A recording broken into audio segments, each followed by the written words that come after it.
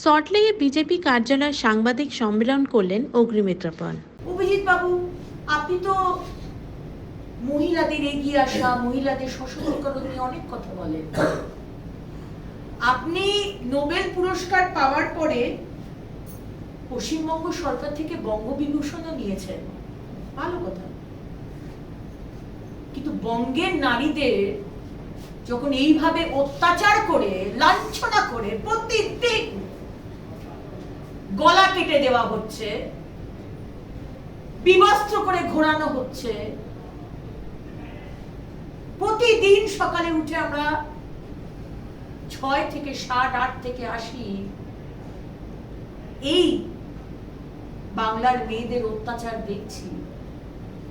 আপনি হাতরাস, উন্নাও, মণিপুর কথা বলেন, বলতেই পারেন, কোনো অসুবিধা নেই, অফকোর্স বলবেন, আমরাও বলেছি। কিন্তু তার সাথে সাথে আপনি